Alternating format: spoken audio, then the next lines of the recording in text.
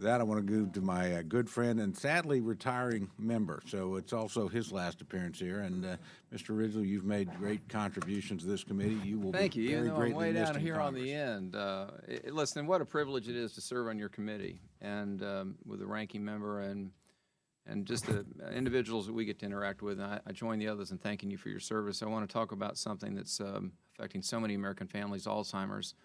I have a kind of a little window into it just because the fact my parents are still living. They're doing so well. They're 93 and 88, and we FaceTime every Sunday morning at 8 a.m. And sometimes the conversation pivots over to their friends, and they start describing, they start naming names, and, well, they're the names of my childhood friends.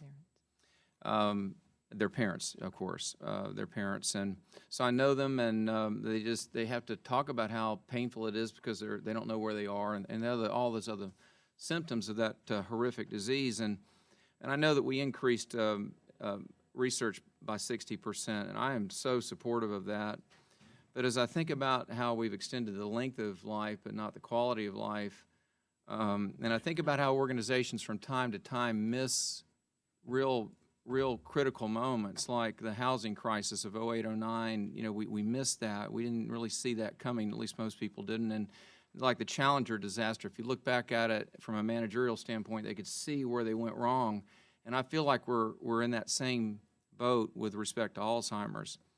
I'm a fiscal conservative, and yet embraced in all of this, I also brought my heart to Washington, my mind and my calculator and everything else. But I really would submit to the committee that I think we're far lower than we need to be. And I say this as a non-medical professional, but so I have two questions for you.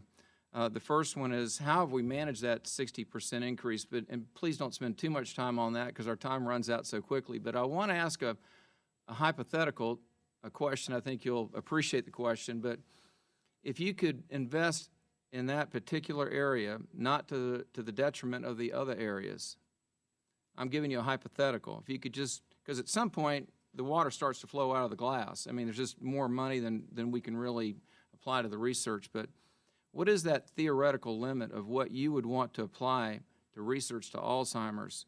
Because I think this is the #1 challenge facing our country for a host of reasons: quality of life, and indeed fiscal, the fiscal aspect of it. So could you walk us through that, please? So with regard to that answer, I actually would want to consult with NIH, and here's why. And it actually gets to a part of what Dr. Harris raised. In terms of our BARDA monies, in terms of managing the taxpayers' money well, those monies that we took down were BioShield monies, and it's because the science is not ready, and our contracting ability in terms of negotiating, we won't negotiate more. And so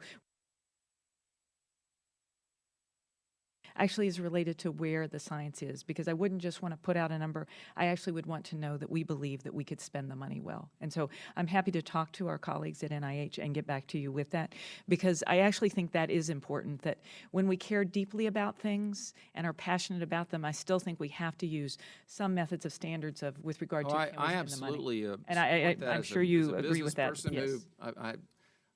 And whether in office or out of office, I'm going to continue to advocate for this because I think it's the right thing for our country, and I think I'll do so as a fiscal conservative.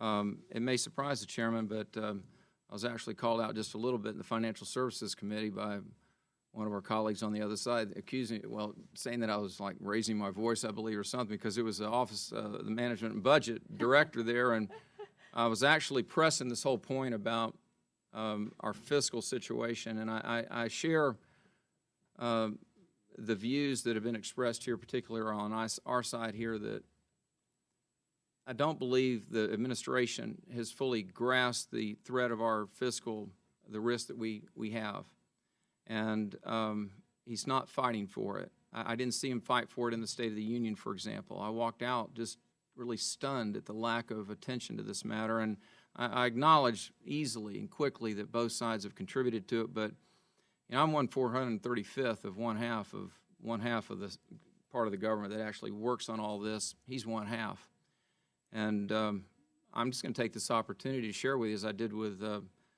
Director Donovan, that I don't think we're grasping the severity of our fiscal situation. I want my president in his remaining term of office here, I'm not expecting much actually, but to really bring a clarion call to this and to do what is needed to set our country on a better fiscal path for a host of reasons. And I want to respect the time. And Madam Secretary, I appreciate your service, and I share the respect that all of us here have for you. Thank you. Thank you.